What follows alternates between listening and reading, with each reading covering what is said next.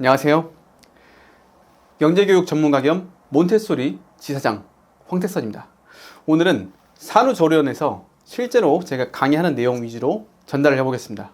대부분 출산을 하고 나면 아이를 어떻게 키우지? 산후조리원 때가 가장 편한데 가장 걱정이 많을 때죠. 제가 지금 유일하게 강의를 나가는 곳이 있는데 그곳에 강의를 나가게 되면 첫째인 산모님들은 아무 생각이 없습니다. 근데 둘째, 셋째 어머님들은 제 말에 귀를 기울여요. 왜요?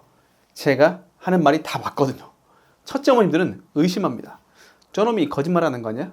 책 팔려고 하는 거 아니야? 교구 팔려고 하는 거 아니야? 그러진 않습니다.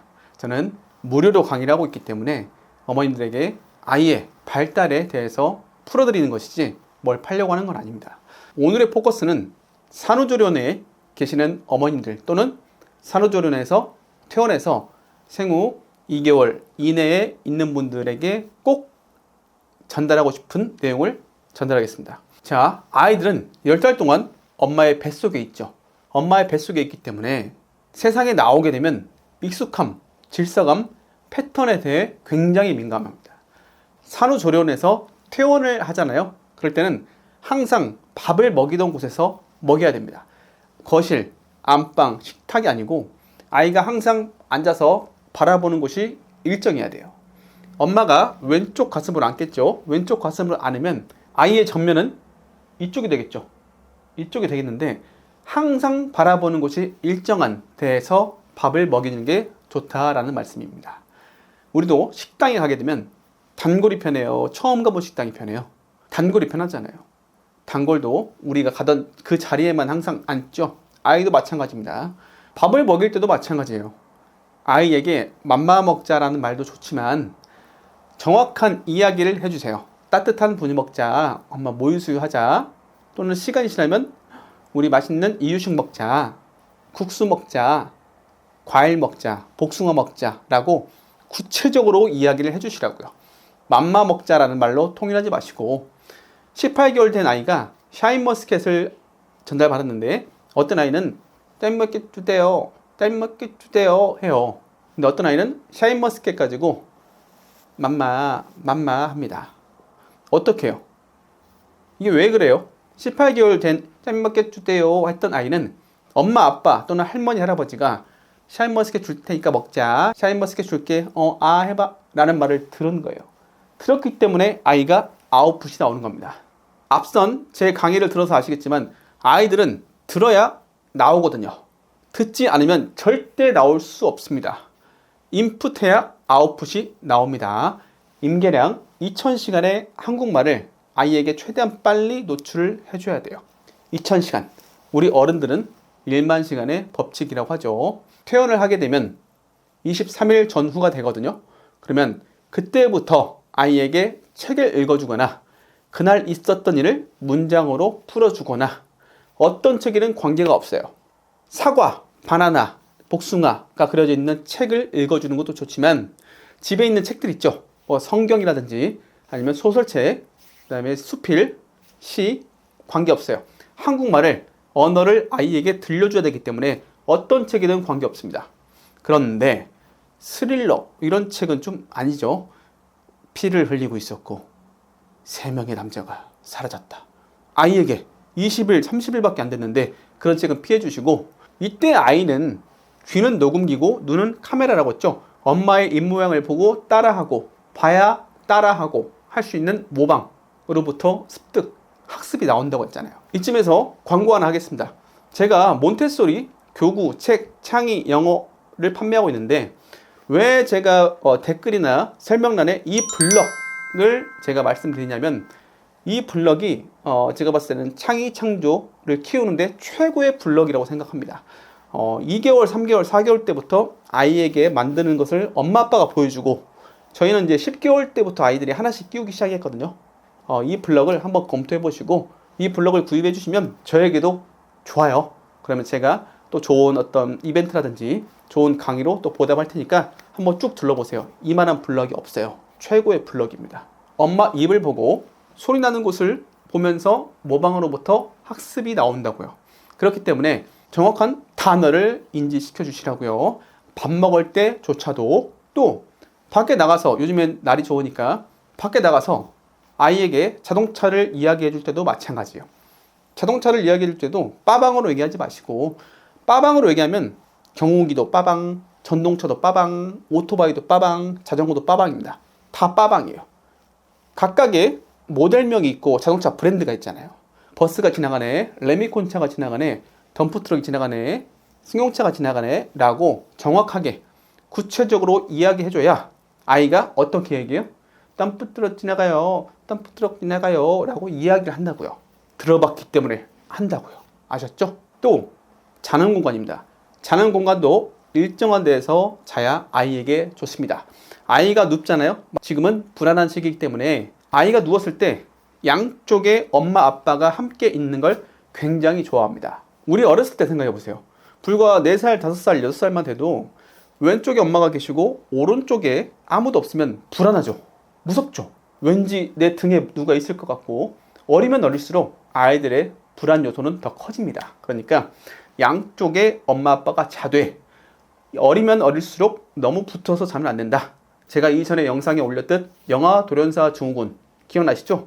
그 영상에 영아돌연사 증후군을 예방할 수 있는 것도 말씀드렸잖아요. 신생아일수록 가까이 붙어서 재우는 게 아니라 약간 떨어뜨려서 어떻게 해요? 등으로 단단하게 아무것도 없이가 영아돌연사 증후군을 예방할 수 있는 키포인트라고 말씀드렸죠. 맞추신 분 저한테 문자, 카톡 연락 주세요. 제가 선물 보내드릴게요. 맞추신 분만. 누가 맞추셨어요? 아, 선생님이? 예, 저한테 연락 주세요. 제가 선물 보내드릴게요.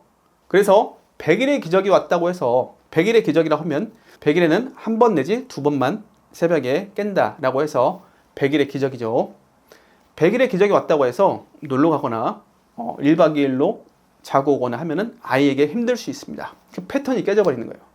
아이가 누웠던 베개 쿠션, 감각, 엄마가 씻고 나오는 동선, 아빠가 오는 이 시간, 아이들은 시계는 볼 줄 몰라도 그 시간, 타이밍은 알고 있거든요. 그래서 패턴이 깨질 수 있기 때문에 생후 1년간은 집에서 아이를 재우는 게 가장 좋습니다. 정서적으로. 아셨죠? 저는 누나가 5명이에요. 중학교 때까지 그 사람들을 저는 형으로 알고 있었습니다. 너무 힘도 셌고, 먹는 걸 봤을 때 나는 이 사람들을 이길 수가 없기 때문에 먹는 것은 이번 생에서는 포기하자. 그분들이 먹는 게 나타났을 때 달라지는 눈빛들을 제가 봤어요. 살기를 느꼈어요. 제가 6살 경이었는데 처음으로 5명의 동시에 살기를 제가 느꼈어요. 그래서 저는 식탐이 없습니다. 식탐이 있을 수가 없어요. 그때 제가 식탐이 있었으면 저는 무사하지 못했을 겁니다. 그 형들, 그 5 누나들 때문에. 자, 무슨 말씀을 드리려고 하냐면, 자, 이 영상을 우리 어린 아이의 아빠가 보고 있다. 그러면 무조건 시댁일은 와이프한테 전달하지 마세요. 남편은 시댁일을 이야기를 듣고 꼭 전달해야 될 내용이 아니면 시댁에서 어떤 이야기를 했다라는 말도 와이프한테 전달하지 마시라고요.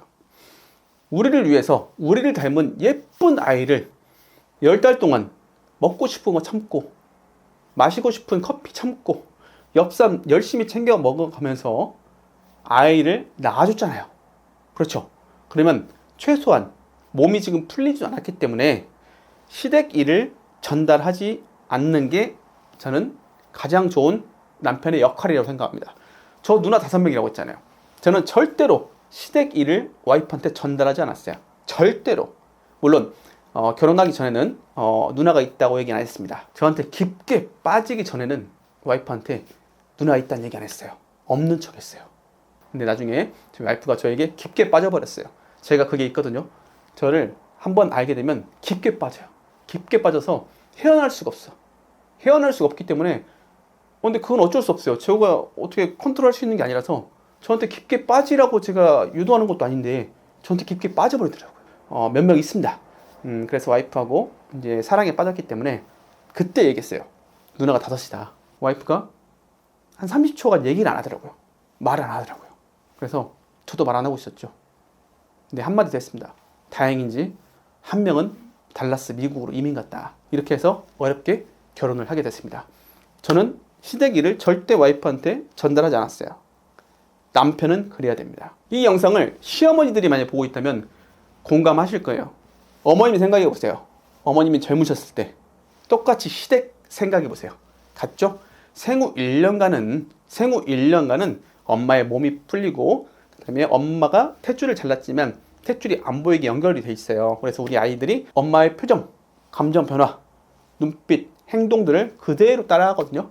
그러니까 최대한 편하게 있어야 아이들도 편안한 마음을 계속 유지시킬 수 있습니다. 그 역할을 남편이 하더라도 내 아들이 하더라도 그냥 이해하고 넘어가 주세요. 이 영상을 보신 시어머니라고 한다면. 아셨죠? 자, 다음은 기저귀 가는 공간입니다.